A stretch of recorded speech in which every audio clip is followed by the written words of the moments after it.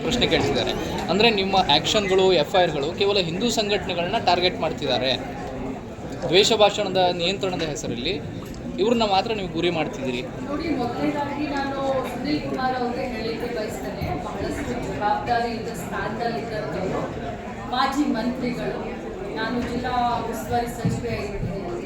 ನಾವು ಬರೀ ಹಿಂದೂ ವಿರೋಧಿ ಅಂತಲ್ಲ, ನಾವು ಕೂಡ ಹಿಂದೂನೇ. ನಮ್ಮ ಮುಖ್ಯಮಂತ್ರಿಗಳ ಹೆಸರಲ್ಲೇ ಸಿದ್ದರಾಮಯ್ಯ ಇದ್ದಾರೆ. ನಾವು ಮಹಾತ್ಮ ಗಾಂಧೀಜಿಯವರ ಪಕ್ಷದವರು. ಮಹಾತ್ಮ ಗಾಂಧೀಜಿಯವರು ರಾಮನ ಭಕ್ತರಷ್ಟು ಅಂತ ಇಡೀ ಜಗತ್ತಿಗೆ ಗೊತ್ತಿದೆ.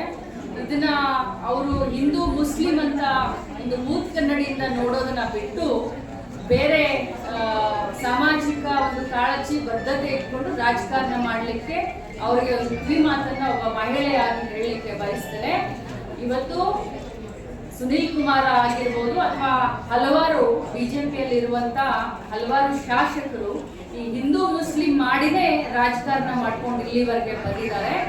ಈ ದತ್ತು ಅವ್ರಿಗೆ ಇರ್ಬೋದು. ಹೊರತಾಗಿ ಕಾಂಗ್ರೆಸ್ ಸರ್ಕಾರಕ್ಕಾಗಲಿ, ಕಾಂಗ್ರೆಸ್ ಮಂತ್ರಿಗಳಿಗಾಗಲಿ ಲಾ ಆ್ಯಂಡ್ ಆರ್ಡರ್ನ ಯಾರೇ ಇರಲಿ, ಯಾವ ಜಾತಿಯವರೇ ಇರಲಿ, ಯಾವ ಭಾಷೆಯವರೇ ಇರಲಿ, ಅವ್ರ ಕೈಯಲ್ಲಿ ತೆಗೆದುಕೊಂಡ್ರೆ ಕಾನೂನು ಸುವ್ಯವಸ್ಥೆಯನ್ನ ಕಾಪಾಡಲಿಕ್ಕೆ ನಾವು ಬದ್ರಿದೀವಿ ಅಂತ ನಾವು ಮಾಡ್ತಾ ಇದ್ದೀವಿ. ಹೊರತಾಗಿ ಇದೇನು ಬರೀ ಅವ್ರನ್ನ ಟಾರ್ಗೆಟ್ ಮಾಡಲಿ, ಇವ್ರನ್ನ ಟಾರ್ಗೆಟ್ ಮಾಡಲಿ, ಅದು ಕಾಂಗ್ರೆಸ್ಗೆ ಅನಿವಾರ್ಯತೆ ಇಲ್ಲ.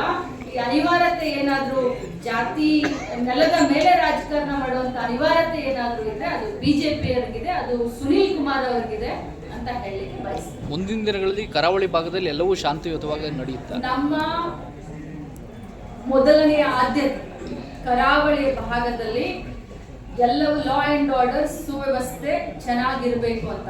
ತಾವು ಗಮನಿಸಿರಬಹುದು, 2 ವರ್ಷದ ಹಿಂದೆ ಉಡುಪಿಯಲ್ಲಿ ಯಾವ ಮಟ್ಟಿಗೆ, ಅಂದ್ರೆ ನಾನೇನು ಹೇಳ್ತಾ ಇಲ್ಲ ಬಹಳಷ್ಟು ಇತ್ತು ಅಂತ ಹೇಳ್ತಾ ಇಲ್ಲ, ಬಟ್ 2 ವರ್ಷದಲ್ಲಿ ಲಾ ಆ್ಯಂಡ್ ಆರ್ಡರ್ ಎಷ್ಟು ಕಂಟ್ರೋಲ್ಗೆ ತೆಗೆದುಕೊಂಡು ನಾವು ಬಂದಿದ್ದೀವಿ. ನಾನು ಉಡುಪಿಯ ಬಗ್ಗೆ ಮಾತನಾಡಲಿಕ್ಕೆ ಬಯಸ್ತೇನೆ. ಅದು ಇಡೀ ಉಡುಪಿಯ ಜನರಿಗೂ ಗೊತ್ತಿದೆ, ಇಡೀ ರಾಜ್ಯದ ಜನರಿಗೂ ಗೊತ್ತಿದೆ. ಇನ್ನು ಮುಂದೆ ಉಡುಪಿ ಆಗಿರ್ಬೋದು ಅಥವಾ ಅವಿಭಾಜ್ಯ ದಕ್ಷಿಣ ಕನ್ನಡ ಜಿಲ್ಲೆ ಅಂತ ಇರ್ಬೋದು, ನಾವು ಮುಂಚೆನೂ ಪ್ರಯತ್ನ ಮಾಡ್ತೀವಿ. ಮೇಲೆ ಕೂಡ ಲಾ ಆ್ಯಂಡ್ ಆರ್ಡರ್ ಸುವ್ಯವಸ್ಥೆಯಲ್ಲಿ